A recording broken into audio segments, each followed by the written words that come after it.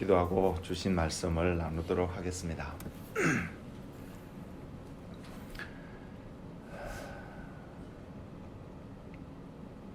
주님, 오늘 우리에게 듣는 길을 주셔서 주님이 우리 가운데 전하기를 원하시는 주의 메시지를 듣고 아멘으로 화답할 뿐만 아니라 우리의 삶 속에서 주님이 찾으시는 바로 그 열매가 맺어지는 은혜가 있는 그런 시간이 되기를 소망합니다. 말씀을 통해서 주님을 보기를 원하고, 그래서 주님을 더 사랑할 수 있는 은혜가 이곳에 있는 한 사람 한 사람에게 충만하기를 소망합니다. 주님, 말씀하옵소서. 예수님 이름으로 기도드렸습니다. 아멘.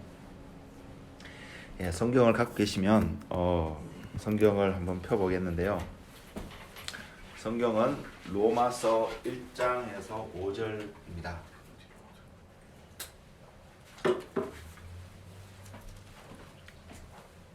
제가 로마서 1장이라고 그랬나요?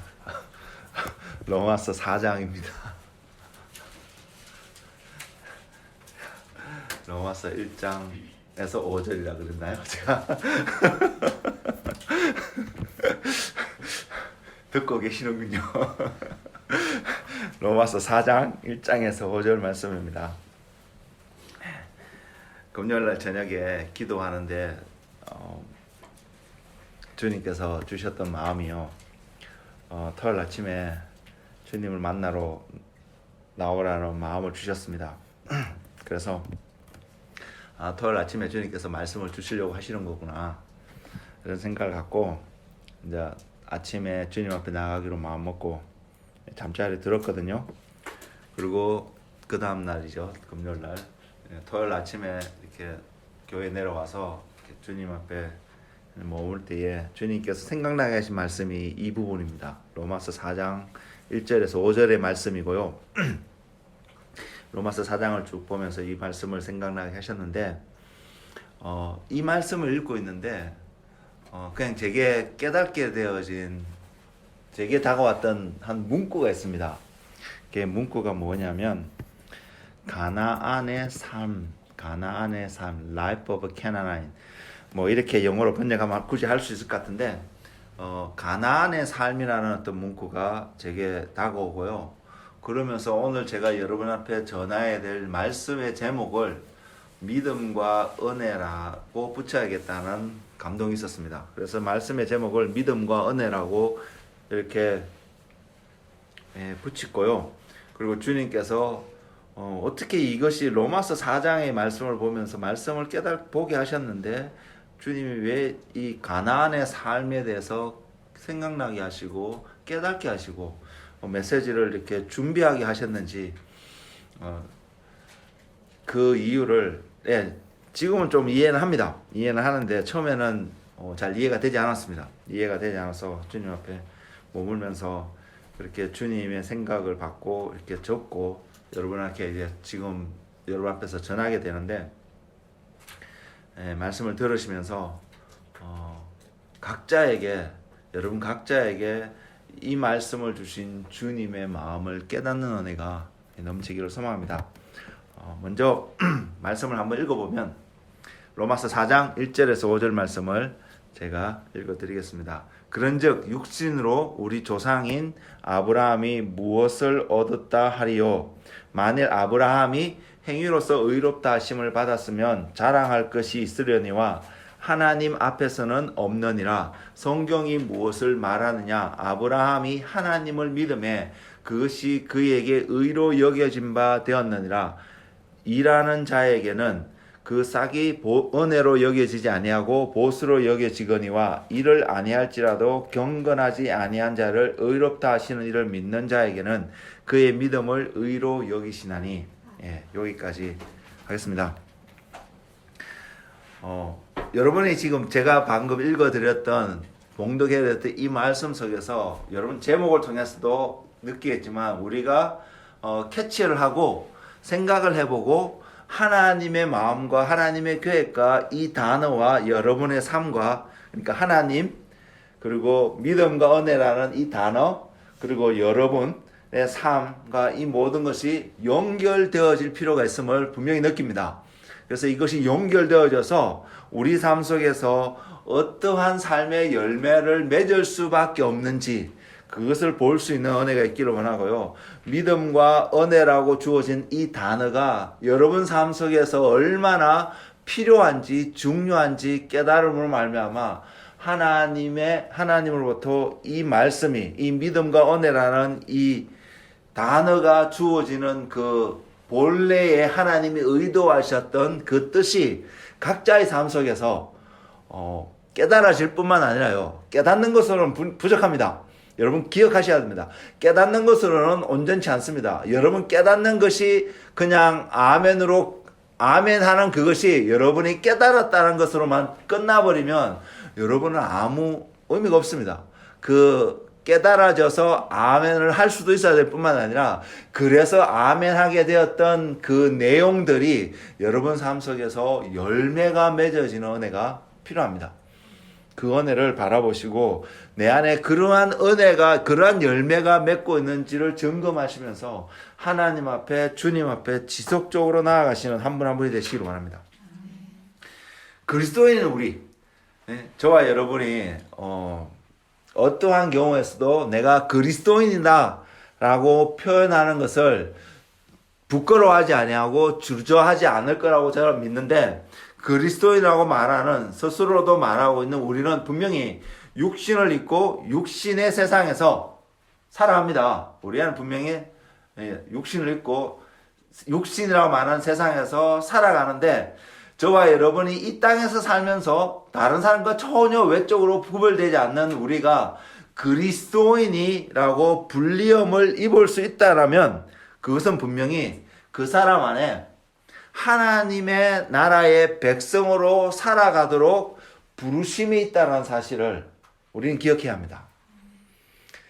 말씀을 비춰갖고 우리 각자의 삶을 비교해봤을 때 내가 아직 온전치 않다라고 표현될 수 있는 많은 삶의 영역이 있다 치더라도요, 그러다 할지라도 저와 여러분이 분명히 흔들리지 않아야 될 한 가지 사실은, 내가 육신 가운데 연약함인데 자주 넘어지고 실패하는 인생의 모습이 있다 손 치더라도 하나님이 나를 그리스도인으로 부르셨구나.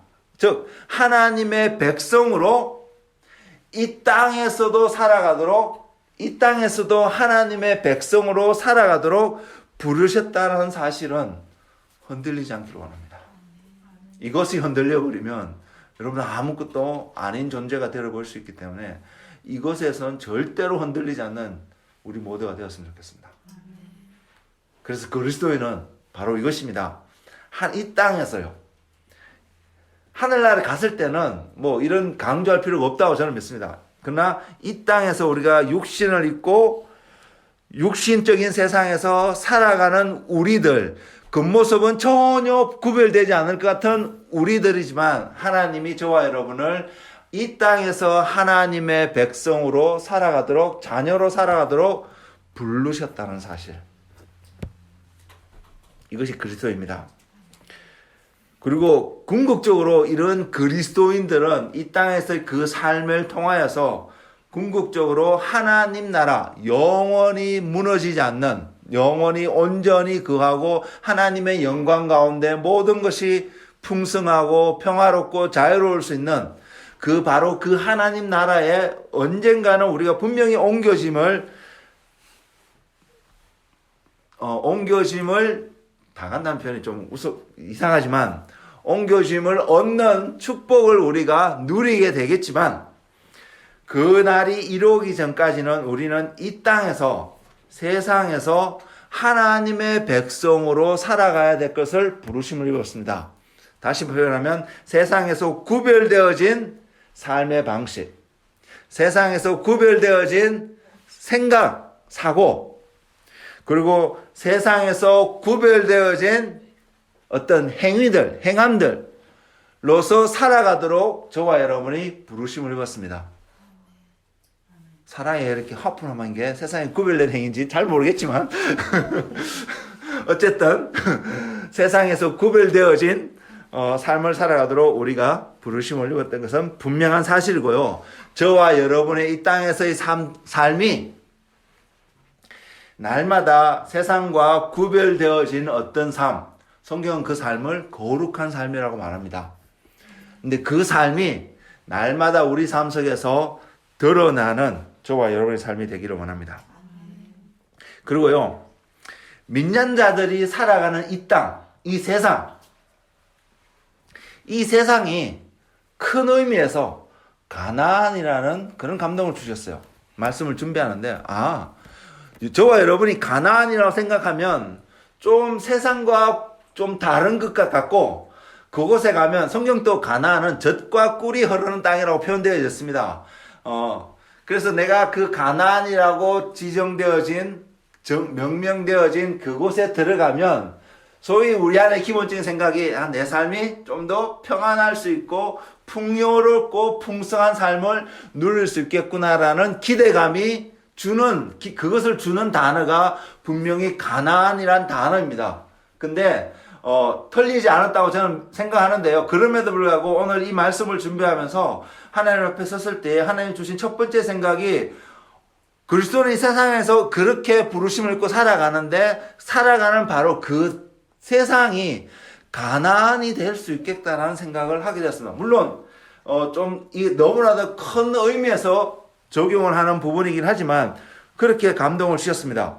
그래서 이 가나안이 우리가 기대했던 것과 세상과 구별되어진 동떨어진 어떤 세계가 아니라 세상 안에 존재하는, 하지만 그 세상 안에 존재하는 한 지역적으로는 세상의 한 부분에 속하는 땅과 같은 그러한 곳에 들어가서 우리가 하나님의 사람들이 살아가며 그것을 가나안이라고 부를 수 있겠지만 그것이 외적으로 전혀 구별되지 않을 수 있는 한 공간이라고 보여줄 수 있으며 그 공간 속에서 그 영역 속에서 살아가는 하나님의 백성들의 삶의 방식에 따라 삶의 태도에 따라요. 그 땅이 젖과 꿀이 흐르는 땅이 되고 젖과 꿀이 흐르지 않을 수 있는 땅이 될 수 있다는 것을 깨닫게 하셨습니다. 그리고 성경으로 이스라엘 백성들이 가나안 땅에 들어가서 살았던 대표적인 그 시대를 표현하고 있는 하나님의 말씀이 사사기라고 볼 수 있는데 그 사사기를 통해서 그럴 수 있겠구나라고 생각하게 되었습니다. 여러분도 한번 곰곰이 생각해 보시기 바랍니다.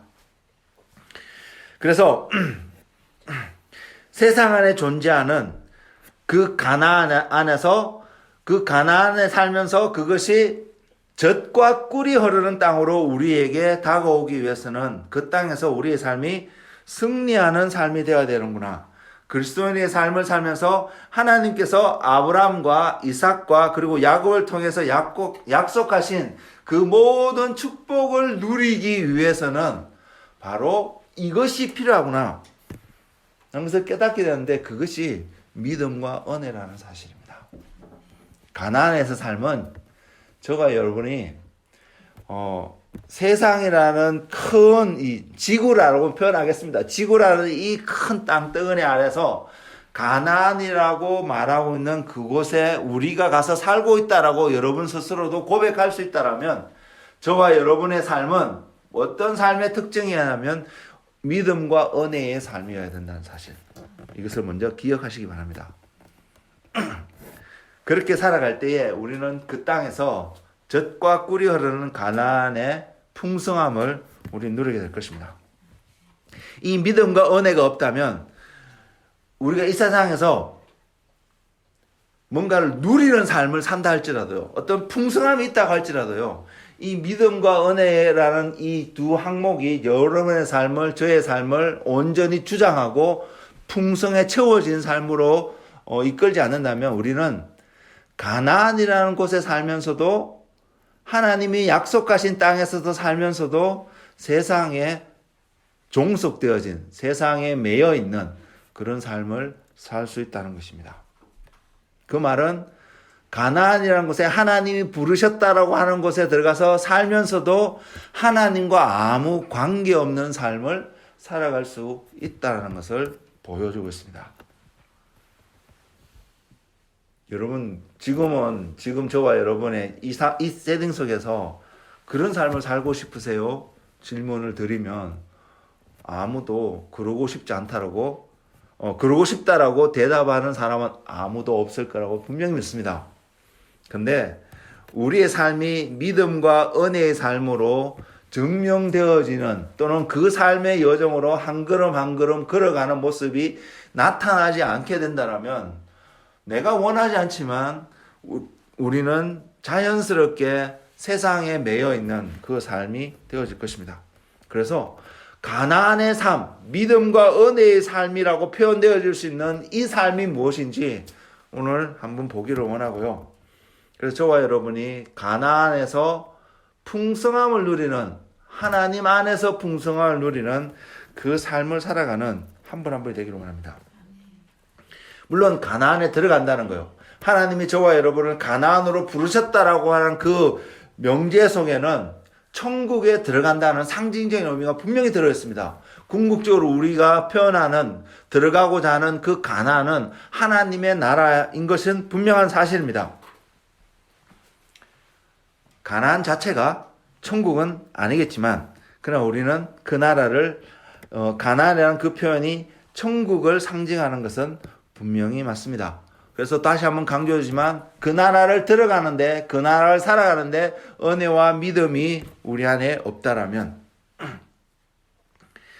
궁극적으로 하나님 나라에 들어가지도 못하게 될 것이라는 사실 기억하시고 우리의 부르심이 가나안 가운데 있다면 그 가나안에서도 하나님의 믿음과 은혜로 살아가는 그 은혜를 구하는 저와 여러분이 되기를 원합니다.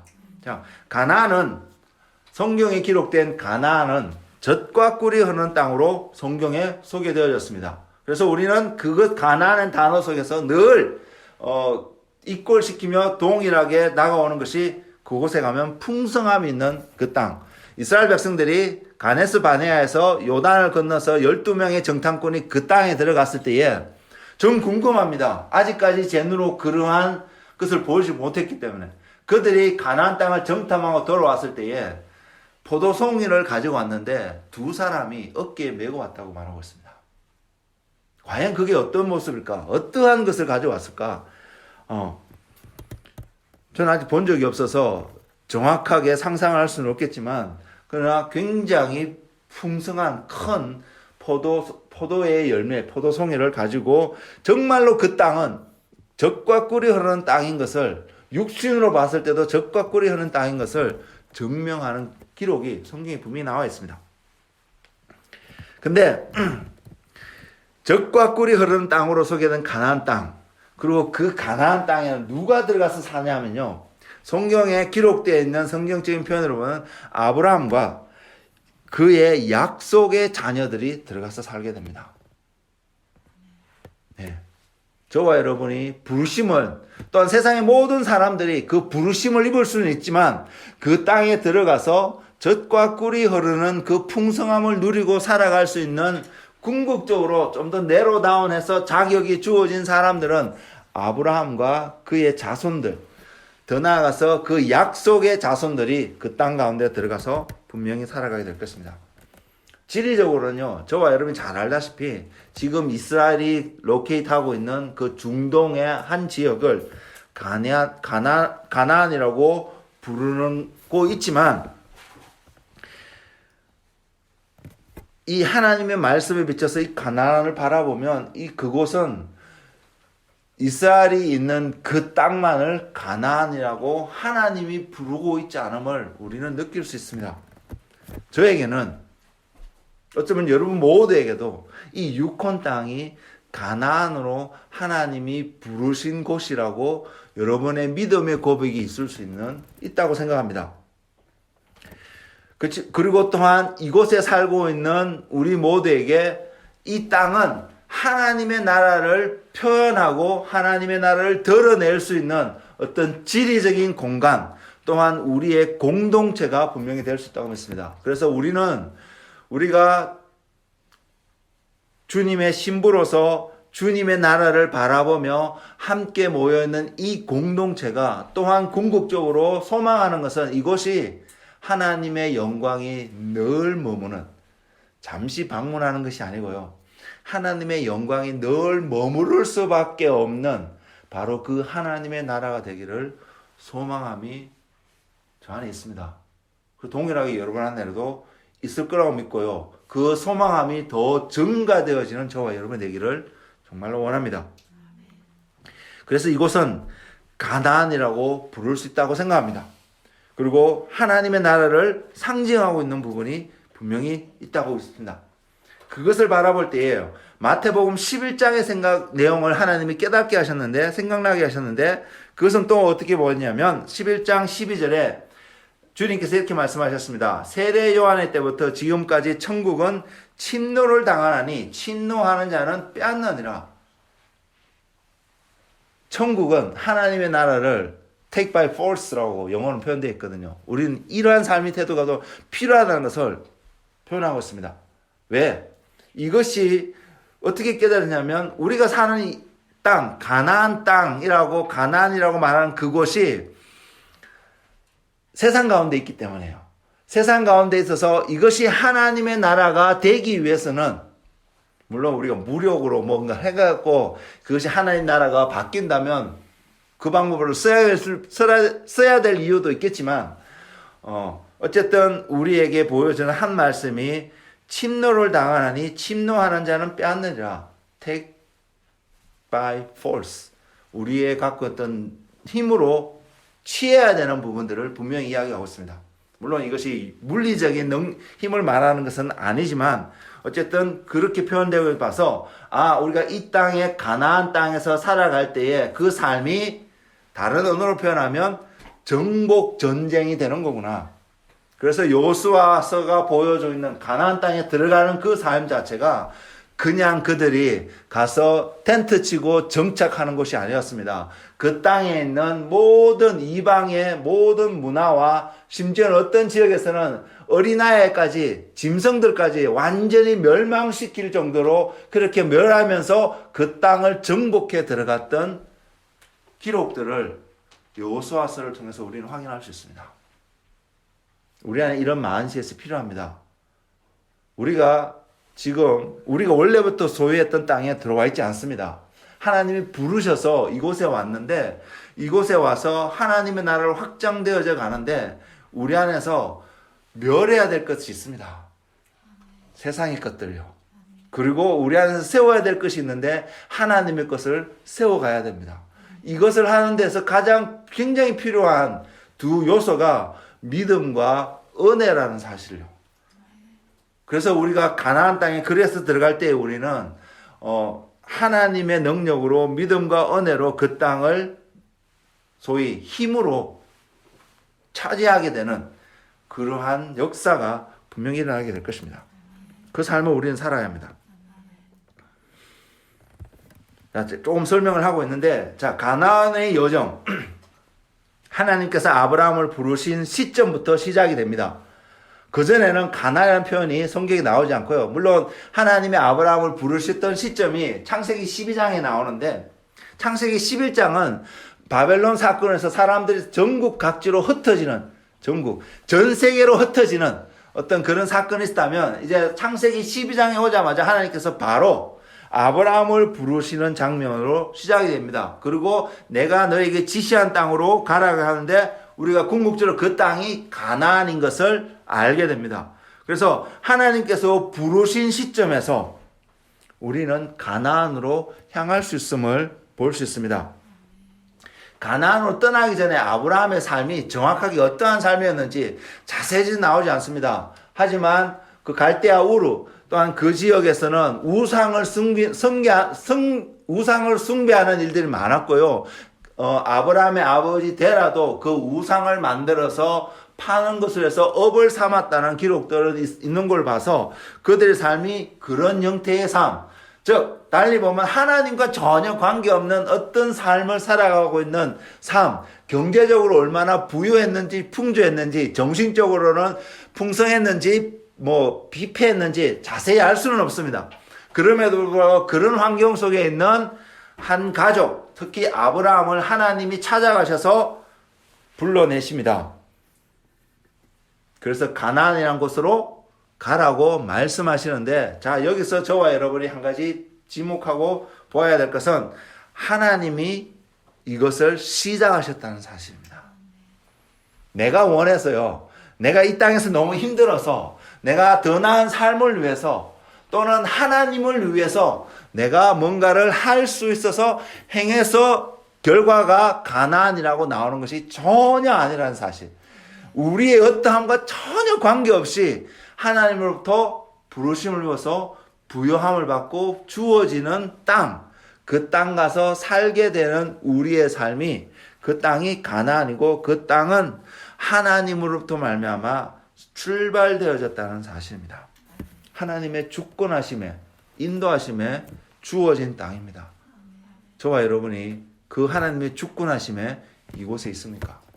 그러면 여러분이 거기에 동의가 되어지고 하나님이 그렇게 하셨어 라는 믿음이 있다면 우리는 이곳이 가나안일 수 있습니다.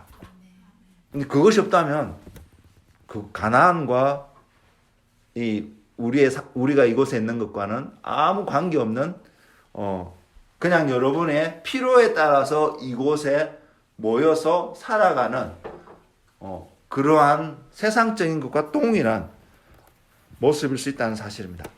그래서 우리가 가나안에 있다는 것은 하나님의 주권하심에 인도하심에 따라 이곳에 있다는 것을 볼 수 있기를 원하고 저와 여러분이 바로 그러한 하나님의 인도하심 가운데 지금 이곳에 머물고 있는지 점검되어지는 시간이 되었으면 좋겠습니다. 그래서 잊지 말았으면 좋겠습니다. 하나님이 나를 부르셨구나. 그러면 제가 어제 성훈 집사님을 잠시 만나서 그런 말씀을 들었는데 어떤 말이냐면 선택되어진 백성이라는 사실이에요. 우리는 선택되어진 백성이라는 사실이에요. 그래서 우리 모두는 각자에게 주신 가나안을 향해 나아가야 하며 그곳에서 하나님을 위한 삶을 살아야 한다는 사실을 기억하는 우리가 되기를 원합니다. 가나안의 여정의 첫 번째는 하나님으로부터 시작됐다는 거고 둘째는요. 가나안으로 여정을 가는 데 있어서 두 번째로 우리 하나의 특징은요. 우리가 뭔가 익숙해진 삶 속에서 떠나오는 것입니다. 분명히.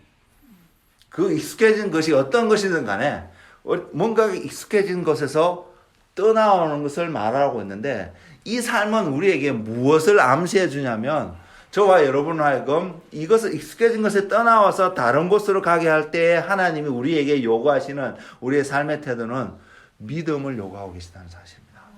이 믿음이 없으면 우리는 절대로 익숙한 곳에서 떠나서 새로운 곳으로 가지 못합니다. 설령 지리적으로요. 익숙한 소위 고향이라는 곳을 떠나서 타향이라는 곳으로 가서 산다 할지라도요. 우리가 믿음의 여정이 되지 않으면 결국 고향이라는 곳에서 우리가 익숙하게 행하던 어떤 것으로 타향이라는 곳에서 동일하게 삶을 살아갈 수 있을 것입니다. 이거는 믿음과 관계없습니다. 근데 가나안이라는 곳을 갈 때에 익숙한 곳에서 떠나서 새로운 곳으로 가는 우리들에게 하나님이 요구하는 것이 믿음이라는 것입니다. 결국 믿음의 시작은 삶의 시작은 하나님으로부터 시작이 되어지고 그 믿음의 삶은 우리가 익숙해졌던 어떤 것에서 벗어나는 어떤 형태의 삶이라는 것으로 정의를 내릴 수 있습니다. 왜냐하면요, 우린 예전에요 한 번도 믿음이라는 삶을 살아본 적이 없는 사람들이거든요. 그래서 이 관점에서 바라보면 가나안 여정, 젖과 꿀이 흐른다 하니까 너무나 가고 싶은 마음이 생길 수 있는데 한 번도 살아본 삶의 형태로 살아온 적이 없기 때문에 경험해 본 적이 없기 때문에 미지의 세계가 될 수 있다는 사실입니다. 왜 그러냐면 우리 인간이 타락한 존재이기 때문에 그럴 수밖에 없습니다.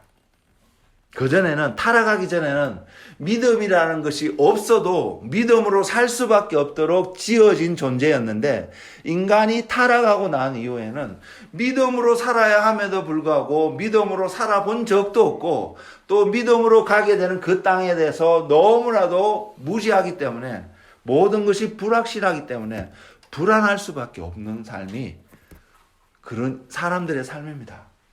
근데 저와 여러분이 그 믿음이라는 삶으로 삶의 방향을 완전히 돌리게 되면 그때부터는 불확실성의 삶이 아니라 누구도 이해하지 못하지만 누구보다도 확실성 속에서 삶을 살아갈 수 있음을 분명히 믿음은 우리에게 증거합니다.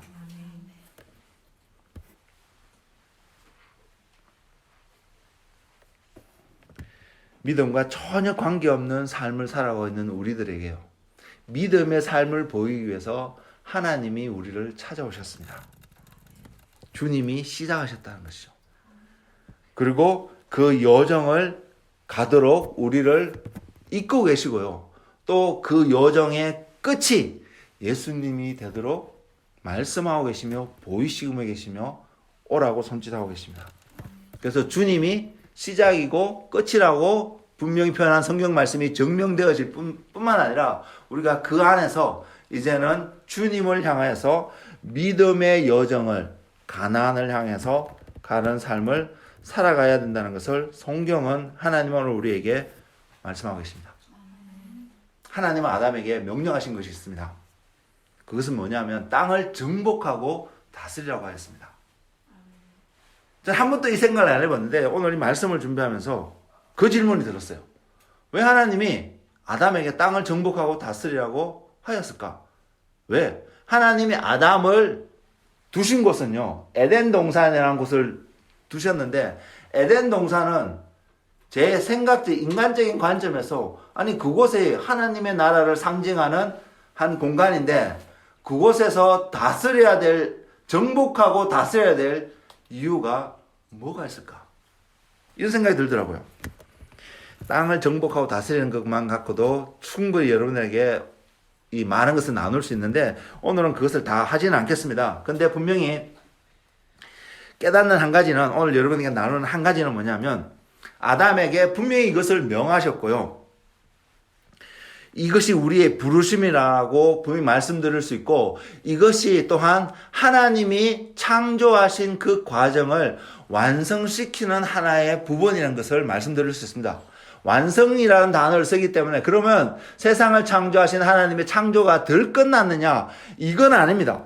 이런 차원은 아닌데, 덜 끝났다는 것이 아니고 불완전하는 것이 아닌데 하나님이 아담에게 맡기신 그 일이 또한 이루어지는 것, 이루어지는 그것이 또한 하나님의 창조가 완성되어지는 한 과정인 것은 분명히 말씀드릴 수 있습니다. 그래서 우리가 이 일을 이루어가야 합니다. 범죄한 아담은 할 수가 없었습니다. 그래서 하나님이 아브라함을 찾아오셔서 또 그것을 보이시고 계시며 그것을 말씀하고 계십니다. 지금 우리에게도 동일하게 말씀하고 계시고요. 자, 그래서 우리는 그것을 이루어가는 삶을 살아가야 되는데, 자, 창조라는 말씀을 드렸습니다. 이것과 지금 땅을 정복하고 다스리는 삶과 또 이 연관이 있는 것을 여러분 이해할 수 있어야 되는데, 가나안에 들어가는 삶이 믿음의 삶이고 은혜의 삶이어야 되는 것은 여러분 이미 다 느끼시고 계시겠고 그래야 되겠구나 라고 생각하실 거라고 믿는데, 자, 창조와 연관되어진 부분을 말씀을 드리겠습니다. 하나님이 세상을 창조하실 때 창조하신 방법이 말씀이었습니다. 말씀으로 빛이 있으라니까 빛이 생겼고, 말씀으로 이렇게 있으라니까 그것이 순간적으로 생겨났는지 뭐 오랜 기간이 걸렸는지 그건 순간적으로 생겨났다고 믿겠지만, 하나님께서 어떠한 방법이든 세상을 창조하셨는데 그 세상을 창조하신 방법은 말씀이라고 분명히 나와 있습니다. 그래서 하나님이 세상을 창조를 말씀이라고 하셨는데, 이것이 성경에서 뭐라고 하냐면 이것이 하나님의 믿음이라고 표현하고 있습니다. 그것이 성경을 증거하고 있습니다. 로마서 4장 17절에 보면요, 이런 기록이 있는데, 기록된 바 내가 너를 많은 민족의 조상으로 세웠다 하심과 같으니 그가 믿은 바, 자, 아브라함이 어떤 믿음을 가진 것을 보여주고 있는데 그것을 보면 하나님의 믿음을 표현하고 있습니다. 그가 믿은 바 하나님은 죽은 자를 살리시며 없는 것을 있는 것으로 부르시는 이시라. 하나님이 어떤 분이냐면 죽은 자를 살리시는 분이 하나님이시며, 그리고 그 하나님은 없는 것을 있는 것으로 부르시는 분이라는 것을 아브라함이 믿었다는 것이죠. 자, 없는 것을 있는 것으로 부르신 하나님. 하나님이 세상을 창조했을 때 땅은 공허하고 하나님의 신으로 수면에 운행하면서 그것은 아무것도 없었던 formless. The earth is a formless. 형태가 없었다는 것을 성경은 증명하고 있습니다. 그곳에서 하나님께서 빛이 있어야 하시니까 빛이 생기며 해와 달, 씨 갖는 채소들, 온갖 것들을 다 만드셨는데 그것을 한마디로 창조의 과정은 하나님께서 세상 가운데 질서를 부여하신 하나님의 모습을 분명히 발견하게 됩니다. 이것은 뭐냐면 오늘 로마서 4장 17절에서 말한 것처럼 없는 것을 있는 것으로 부르신 하나님. 이것이 하나님이 가지고 계셨던, 하나님이 가지고 계셨다는 표현이 맞지 않는 표현이지만 표현을 하면 하나님의 믿음, 하나님이 갖고 계셨던 믿음이었습니다. 그것이 말씀으로 증명이 되어지고 선포되어지니까 그 믿음이 역사에서 바로 보이지 않았던 것이 보이게 되었습니다. 히브리서 11장 1절에서 뭐라고 표현하고 있습니다. 믿음은 바라는 것들의 실상이요 보이지 않는 것들의 증거니. 아무것도 없는 곳에서 하나님이 믿음을 가지고 계셨던 그 하나님께서 믿음으로 말씀을 선포하시니까 모든 것이 말씀에 따라서 보이는 존재로 결과가 드러나는 삶이 되었고, 그것의 한 부분이 세상을 창조하신 하나님을 드러내고 있습니다. 믿음은 이런 것입니다. 저와 여러분에게 요구하신 하나님의 믿음도 마찬가지입니다. 아브라함이 믿음의 조상이 되었던 것은 순서적으로 하나님 먼저 아브라함을 불렀기 때문에, 만약에 아브라함이 사랑이를 불러서 아브라함과 똑같은 요구를 하셨고 사랑이가 아브라함과 똑같은 반응의 삶을 살았다면 사랑이가 믿음의 조상이 될 수 있을 것입니다. 네? 그 말은, 그죠? 그래서 그 말은요, 아브라함이든 우리든 모두에게 동일한 차원의 하나님이 바라보시는 믿음의 퀄리티가 있는데, 그 믿음의 퀄리티를 로마서에서 설명하는 방법이 죽은 자를 살리시는 믿음, 죽은 자가 살아날 수 있는 믿음, 부활의 신앙이죠. 그리고 없는 것을 있는 것으로 부르시는 그 하나님을 신뢰하는 믿음, 이 두 가지를 요구하고 있습니다. 이것이 믿음의 본체이고 우리 안에서 이 믿음이 있어야 합니다.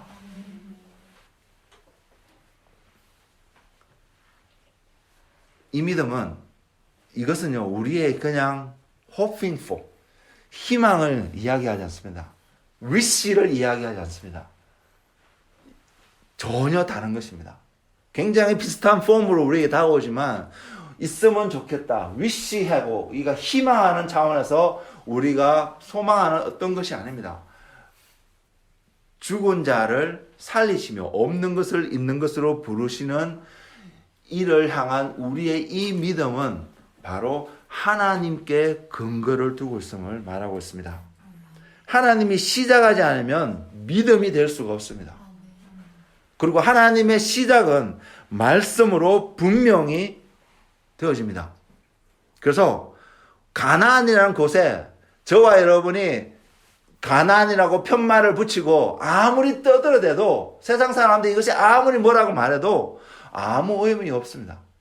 그것의 시작은 하나님이어야 합니다. 하나님이 내가 너를 끄집어내서 지시하는 땅, 그 땅이 가나안이라는 것이죠. 우리는 그곳에 가야 합니다. 우리는 그곳에서 있어야 합니다. 그리고 그곳에 가는 방법이 믿음인 것입니다. 그리고요, 그 믿음은요, 달리 표현하면 부르심인데, 이 부르심은 약속의 근거에서 이루어집니다. 하나님의 약속 때문에 이 부르심이 우리에게 적법하게 다가오고, 우리는 그 부르심에 반응했을 때에 그 부르심, 약속이 약속하고 있는 축복을 저와 여러분은 누리게 될 것입니다.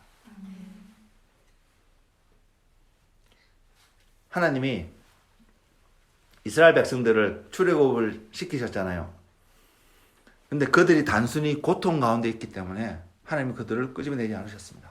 저와 여러분이 우리를 사랑하시는 하나님을 부인하지 않습니다. 아무도 그걸 부인할 사람 없을 것입니다. 하나님이 저와 여러분을 사랑하셔서 우리가 고통 가운데 있기에, 하나님이 이스라엘 백성들을 사랑하셔서 그들이 고통 가운데 있기에 출애굽을 시키고 저와 여러분을 사는 곳에서 나와서 가나안 땅, 젖과 꿀이 흐르는 땅으로 하나님이 보내지 않습니다. 성경은 그렇게 이야기하고 있지 않습니다. 출애굽기 2장 24절과 25절을 보면 하나님이 그들의 고통을 소리를 들으셨습니다. 우리가 부르짖는 신음하는 소리를 분명히 들으셨습니다. 근데 하나님이 그들을 끄집어내는 이유는 달리 표현되어 있습니다. 제가 읽어드리겠습니다. 하나님이 그들의 고통 소리를 들으시고 하나님이 아브라함과 이삭과 야곱에게 세운 그의 언약을 기억하사 하나님이 이스라엘 자손을 돌보셨고 하나님이 그들을 기억하셨더라. 하나님이 그들을 끄집어낼 수밖에 없는 이유가 있음을 말씀하고 있습니다. 근데 그 이유가 고통이 아니라는 것입니다. 하나님이 저와 여러분이 이 땅에서 신음하고 고통스럽게 살아가는 것을 바라보며 마음 아프실 수 있는데 그 이유가 저와 여러분을 불러내서 하나님의 나라로 드리는 것이 아니라는 사실입니다. 하나님이 오늘 사는 우리에겐 예수 그리스도를 통해서 주어진 약속이 있습니다. 이스라엘 백성이 출애굽을 하게 된 것은 아브라함과 이삭과 야곱을 통해서 하나님이 하나님 스스로 당신의 이름을 걸고 언약을 맺으셨거든요. 왜? 모르죠. 우리가 이해하는 건 사랑의 하나님밖에 이해밖에 안 되지만 그 하나님께서 그 언약을 맺으셨던 그 이유 때문에 이들이 고통받고 부르짖고 있는 그들이 가나안 땅에 있지 않았잖아요. 젖과 꿀이 흐르는 하나님이 약속하신 그 땅에 그들이 지금 살아가고 있지 않잖아요.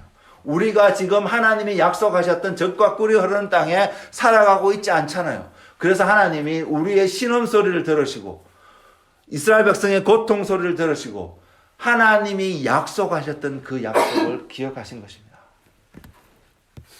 그리고 애굽에서 건지셨습니다. 우리를 세상에서 건지셔서 가나안으로 구원의 과정으로 구원의 약속을 통해서 구원의 자리로 우리를 이끄셨습니다. 이것은 약속입니다. 이것은 사랑으로만 이해될 수 있는 부분이 아닙니다. 사랑은요, 사랑으로 우리를 보면 그냥 건져내는 것으로 손 탁 들고 떠나갈 수도 있습니다. 네가 어떻게 살든 내가 건져줬으니까 그렇게 끝날 수 있습니다. 그러나 이게 약속의 근거에서 주어진 것이기 때문에요. 하나님이 저와 여러분에게도 동일하게 이 약속에 걸맞는 삶을 요구하고 계시는데 그것이 믿음이라는 사실입니다. 그리고 우리에게 아브라함에게 약속을 주신 것이 하나님의 사랑이며 이 약속을 사랑이라는 것으로 우리에게 주신 그 하나님의 그 모든 것을 통틀어서 성경은 뭐라고 표현하면 하나님의 은혜입니다.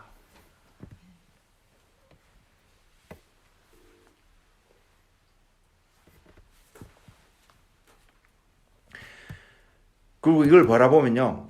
이스라엘 백성들이 가나안에 들어가고 우리가 구원을 얻어서 또한 최종 목적지인 천국에 들어가는 그 모든 것이 하나님께 주신 약속으로 말미암아 시작되어졌고 그 약속이 우리에게 주어질 수밖에 없는 것은 하나님의 사랑이었고 또한 그 약속으로 우리가 정말로 구원에 가게 되는 가나안 땅으로 들어가게 된 이스라엘 백성들에게 그럴 수밖에 없게 된 그 이유는 그 약속을 지킬 수밖에 없는 하나님의 의라는 사실, 저와 여러분이 꼭 기억했으면 좋겠습니다. 그래서 우리가 의가 없으면, 의롭지 않으면 천국에 들어가지 못합니다. 근데 그 의를 이루는 것이, 우리에게 의를 주는 것이 분명히 잘 알다시피 행하는 것이 아니라 믿음으로 말미암는다는 것을 성경은 분명히 증거하고 있습니다. 그래서 우리가 이 땅에서 살아가는 그 삶이 믿음의 삶이 되어야 합니다. 한 날개를 이 믿음의 삶으로 우리가 가야 한다는 사실을 분명히 이야기하고 있습니다. 약속을 다시 다른 말로 좀 설명을 드리면 이 약속은요, 하나님의 의와 사랑을 동시에 나타내는 다른 표현입니다. 저와 여러분 가운데 이 약속이 있나요? 하나님 분명히 약속을 주셨습니다. 근데 저와 여러분이 그 약속을 가진 자로서 삶을 살아가고 있나요? 가나안으로 향한 여정은 이렇게 시작되었습니다. 그래서 우리가 지금 그 가나안을 향하여서 또는 그 가나안에서 살아가고 있나요? 다시 표현하면 하나님의 약속 안에서 살아가고 있느냐를 질문하고 있습니다. 그 하나님의 약속은 우리에게 하나님의 사랑과 의를 드러내는데 하나님의 사랑과 의가 온전히 우리 안에 있음을 증명하는 삶의 방법이 믿음인 것을 이야기하고 있고, 우리가 이 믿음은 내가 어떻게 행함으로 얻을 수 있는 것이 아니었기 때문에, 그렇게 해서 도저히 얻을 수 있는 것이 아니기 때문에 내게 믿음이 있다고 말하는 그 사실 자체가 바로 하나님의 은혜이구나. 저와 여러분 은혜가 없으면 믿음을 소유할 수 없고요. 믿음이 없으면 내가 의롭다 함을 인정을 받을 수도 없고, 어렵지 않기 때문에 하나님의 약속이 말씀하고 있는 약속의 축복을 누릴 수 있는 자격이 없습니다. 그러면 우리는 어떻게 살아야 할까요? 우리에게 필요한 것은 무엇일까요? 우리에게 필요한 것은 하나님의 은혜입니다. 근데요, 많은 사람들이 이 약속을 받았습니다.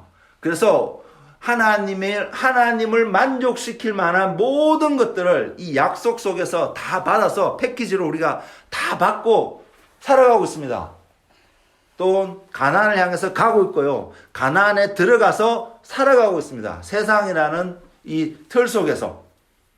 근데 대다수의 사람들이 그 약속하신 땅에 들어가지 못하는 것을 성경은 보여주고 있는데, 왜냐하면요, 히브리서 3장 19절에서 이렇게 표현하고 있습니다. 이러보건대, 왜냐하면 앞에 쭉 설명한 내용이 들어가지 못한 것을 이야기하고 있습니다. 그들이 약속을 받고 신령한 반성에서 나오는 물을 마시고 예수 그리스도를 통해서 많은 세상에서 경험하지 못한 많은 것들을 경험하고요, 하나님의 축복을 보고요, 하나님의 인도하심을 경험했어도 불구하고 그들이 가나안 땅에 들어가지 못했던 그 이야기를 결론 짓고 있는 한 부분이 히브리서 3장 19절에 이렇게 표현합니다. 이러보건대 그들이 믿지 아니함으로 능히 들어가지 못한 것이라.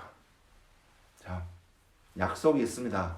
그리고 우리가 가야 될 곳을 알고요, 어쩌면 우리가 그곳에서 살아가고 있는데, 그 땅에서 살아가고 가고 있음에도 불구하고 그 땅을 하나님이 약속한 것을 내가 내 것으로 온전히 갖지 못하게 된 결과가 일어날 수 있음을 성경이 보여주고 있는데, 그것이 믿음이라는 사실입니다. 그래서 우리는 믿음의 삶을 어쨌든 살아야 된다는 것을 분명히 보여주고 있습니다. 부르심을 입은 아브라함도 바로 이 믿음을 보였습니다. 아브라함의 삶을 창세기 12장에서 보면 하나님의 약속이 있었고요, 그 약속 가운데 온전하게 믿음을 갖고 살아왔다고 말하지 못하는 군데군데의 삶들이 보입니다.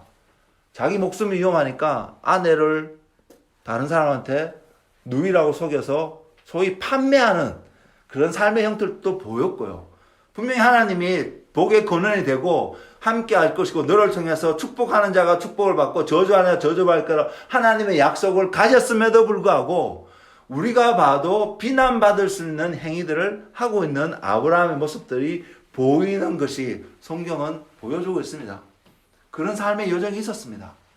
그리고 하나님께서 너의 씨로 말미암아 이런 약속을 하니까 아브라함이, 물론 사라가 그렇게 권유해서 했겠지만 아무리 권유한다 할지라도 지금의 상식 속으로도 상상하기 힘든 그런 행위들을 아브라함이 하고 있습니다. 자, 이 모든 것들이 우리로 하여금 아브라함이 정말 믿음의 조상이냐 말하기에는 부족할 수 있는 팩트들이 보임에도 불구하고 이 모든 여정을 거쳐서요, 아브라함이 최종적으로 믿음을 보이는 장면이 성경은 기록하고 있지 않습니까? 우리도 동일하게 이러한 믿음을 보이는 삶을 살아야 된다는 것을 성경은 이야기하고 있습니다. 그리고 우리가 잘 알다시피 이 아브라함의 이 믿음은 모리아 산에서 이삭을 드림으로 로마서 4장 17절에서 이야기했던 것, 죽은 자를 살리시는 하나님, 없는 것을 있는 것으로 부르시는 그 하나님을 알았다는 것을 확정하는 아브라함의 믿음을 보이셨던 것입니다. 우리가 예외 아닙니다. 우리도 동일하게 그러한 차원의 믿음을 주님은 우리에게 요구하실 것입니다.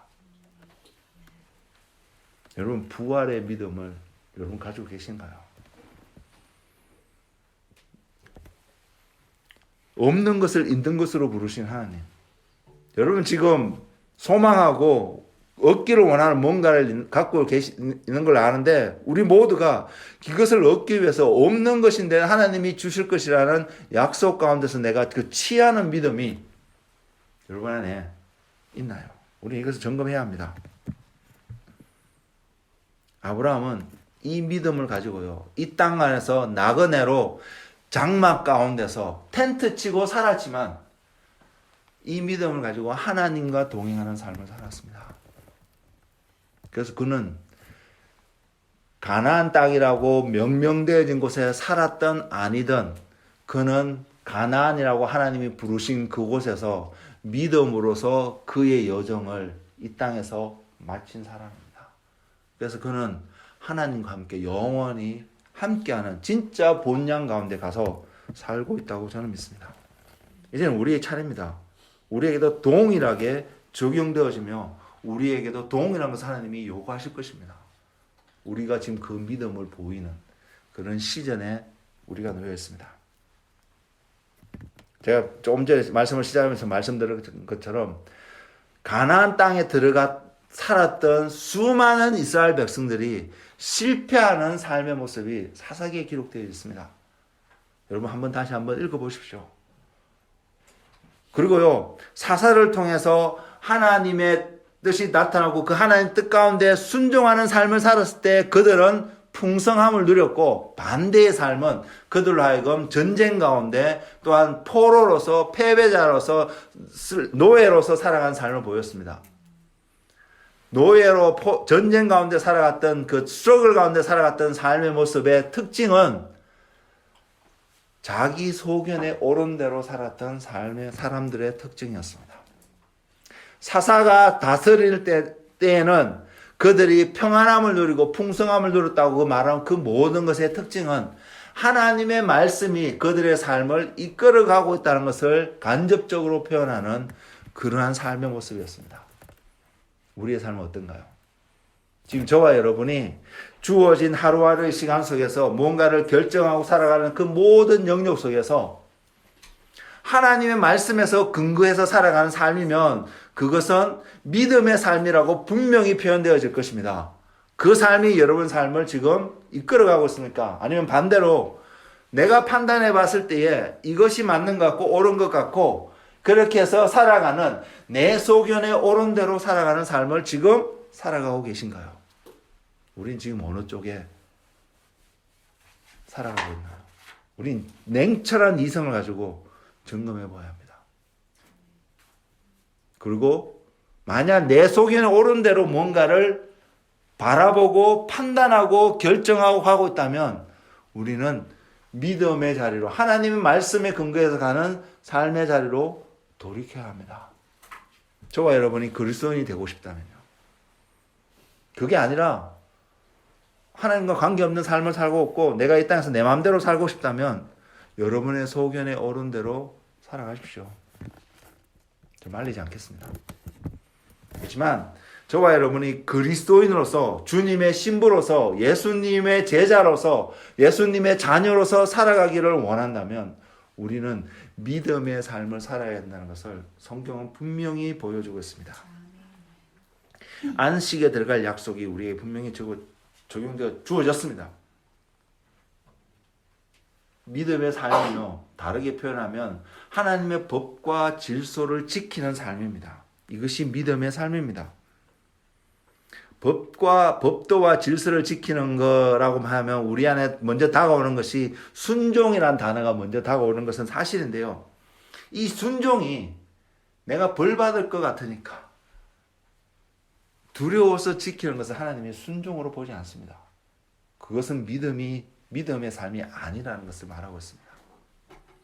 그래서 믿음의 삶은 순종의 삶이 될 수밖에 없는데 그 믿음의 시작점은 하나님으로부터 말미암아 하나님의 법과 질서를 지키는 그 삶이 믿음의 삶이고 그래서 그 삶이 순종의 모습으로 나타난다는 것을 우리가 기억하길 원합니다. 저와 여러분이 하나님의 말씀을 지켜야 되는 것을 아는데 뭔가 그러지 않으면 지옥 갈 것 같은 두려움 때문에 어떤 두려움 때문에 그것을 지켜야겠구나 라고 생각하고 있다면 저는 여러분이 그 자리에서 멈추기를 원합니다. 그리고 멈추고요. 하나님 앞에서 하나님 내가 이것을 믿음으로 취할 수 있는 믿음으로 걸어갈 수 있는 그래서 순종의 열매가 맺을 수 있는 은혜가 있게 해달라고 기도하는 여러분이 됐으면 좋겠습니다.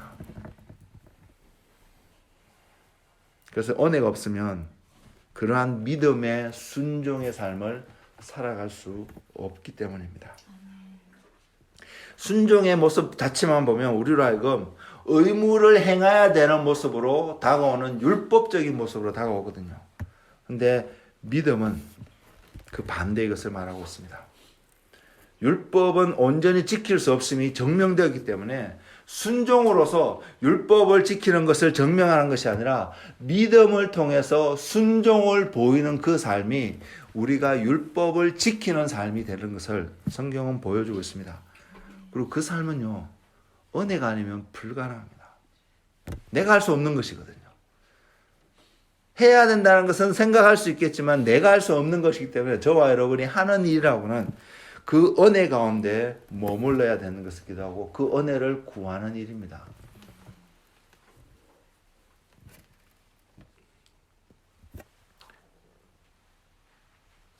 순종이 믿음임을 표현하는 비밀을 드러내는 말씀이 히브리서에 있는데 그 말씀이 히브리서 4장 2절에 있습니다.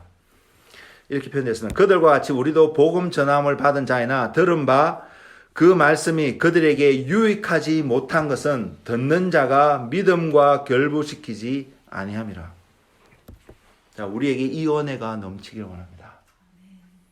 저와 여러분이 듣고 아멘하고 동의되어지는 그 모든 하나님의 말씀이 주님의 은혜로 말미암아 우리 삶 속에서 열매가 맺어지는 그러한 삶이 되기를 주의 이름으로 축복을 드립니다. 믿음이 필요합니다. 믿음으로 살아가는 힘이 은혜임을 알게 될 때에 우리는 순종의 삶을 또한 살아가야 될 것입니다. 결국은 그 모든 것이 분리되는 것이 아니라 연합되어져서 하나님이 찾으시는 바로 그 약속이 이루어질 수밖에 없는 그 하나님의 의가 세워지는 그 은혜가 저와 여러분 삶 속에 반드시 이루어질 것입니다. 이것을 깨달으면 깨달을수록 우리는 자랑할 수가 없습니다. 왜? 내가 노력해서 얻은 것이 아니거든요. 그리고 내가 노력해서 이루어질 수도 없을 뿐더러 그래서 얻은 것이 아니기 때문에 우리는 자랑하는 자리에 머물 수가 없습니다. 그럼 뭘 할까요? 하나님을 찬양할 수밖에 없죠. 하나님이 우리 가운데 이 일을 행하셨구나.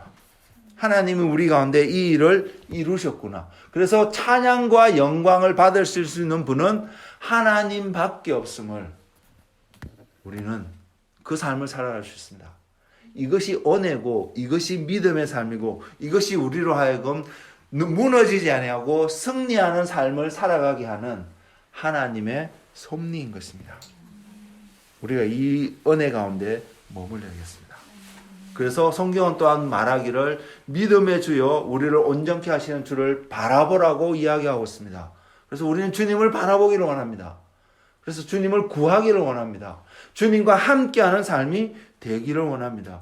예수님이 아니면 이러한 모든 삶의 여정을 내가 갈 수도 없고 성취할 수도 없기 때문에 우리에게 필요한 것은요, 다른 어떤 것도 아닌 주님입니다.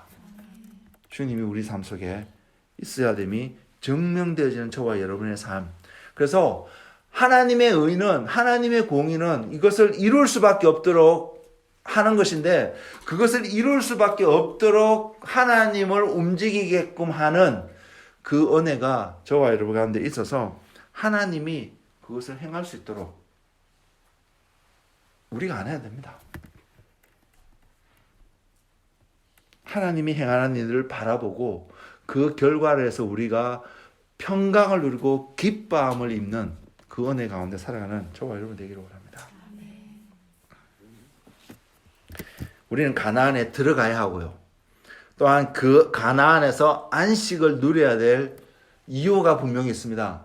그럼에도 불구하고 그것이 우리의 목표는 아닙니다. 그 땅에서 들어가면 그 땅에서 유지되는 삶은 우리의 어떤 노력으로 유지되어지고 성취할 수 있는 것이 아님을 우리는 분명히 알 수 있기 때문에요. 결국은 가야 되고 살아야 되고 승리해야 되는데 그 모든 것을 가능케 하시는 분은 예수님밖에 없다는 것을 우리는 깨달았으면 좋겠습니다.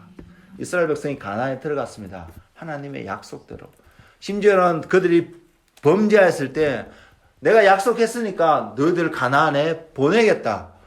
그렇지만 나는 너와 함께하지 않겠다고 그렇게 하나님이 진노하셨던 장면도 있습니다.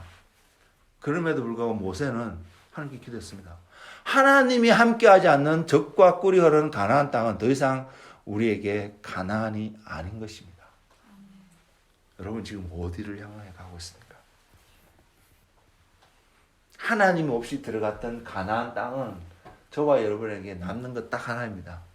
뭐냐 하면 우상을 숭배하는 자가 될 것입니다. 아브라함을 우상이 가득하고 우상을 숭배하는 삶에서 하나님을 섬기는 삶으로 바꾸기 위해서 가나안으로 부르셨는데 하나님이 함께하지 않는 가나안 땅은 여전히 우리에게 익숙한 우상을 숭배하는 삶으로 우리의 삶을 이끌어갈 것입니다. 우상을 가지고는 하나님 나라에 분명히 들어갈 수 없음을 우리는 알고 있습니다. 그리고 이 우상을 던져버리고 하나님과 동행하는 그 삶은 이 땅에서 살아가는 우리의 삶은 주님께서 우리에게 믿음을 요구하고 계심을 보이고 있습니다. 우리는 지금 그 믿음을 프랙티스 하고요. 그 믿음의 삶을 살아가는 삶의 여정을 살아가고 있나요? 그리고 제가 아무리 고민해봐도 하나님께 기도해봐도 하나님이 깨닫게 하시는 거 또 제 이성으로 생각해봐도 내릴 수 있는 결론은 내가 이 믿음의 여정을 살아가기 위해서는 하나님의 은혜가 아니면 불가능하는구나. 하나님이 내 삶 속에서 이러한 은혜를 주지 않으면 불가능하는구나 알게 됩니다. 그래서 제가 할 수 있는 거 우리가 해야 되는 게 있거든요. 내가 할 수 있는 거 딱 하나밖에 없더라고요. 하나님 앞에 나가서 그분의 음성을 들으려고 내가 하나님 앞에 내 시간을 드리는 거예요. 그 삶밖에 내가 할 수 있는 것, 해야 되는 것이고 제가 할 수 있는 것밖에 없더라고요. 그것은 베다니의 마리아가 주님 앞에서 보였던 삶이었다고 믿습니다. 그래서 그녀는 주님의 죽음으로 가는 그 십자가의 여정 가운데 향유를 부을 수 있는 은혜가 그녀의 삶 속에 있었습니다. 우리는요. 저는 이런 삶이 되길 원합니다. 그래서 오늘 또 저와 여러분이 하나님의 앞에 임재 앞에 나와서 주의 음성을 듣는 것에 귀를 기울이는 그런 헌신을 하는 우리가 되기를 원합니다. 나의 백성은 하나님의 자녀는 하나님의 영으로 인도함을 받는다라고 성경은 분명히 이야기하고 있잖아요. 그러면 우리는 하나님의 영으로 인도함을 받을 수 있는 자리에 우리의 삶을 드려야 합니다. 그럴 때 우리는 순종도 할 수 있고 그럴 때 우리는 믿음으로 가고 있다고 하나님 앞에 말씀드릴 수도 있고요. 그럴 때 우리는 이것이 하나님의 은혜의 삶이었구나. 하나님과 동행하는 삶이었구나 라고 깨달을 수 있습니다.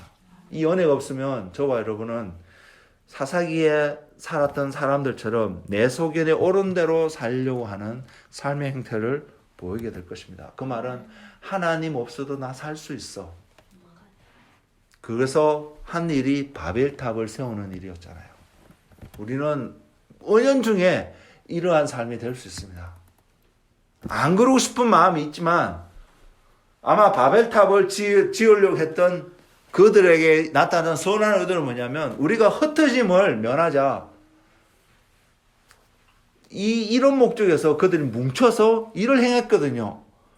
그래서 하나님이 그들이 뭘 하냐가 내가 보시니까 다 그들의 생각이 옳은 대로 하고 있는 것을 보게 되니까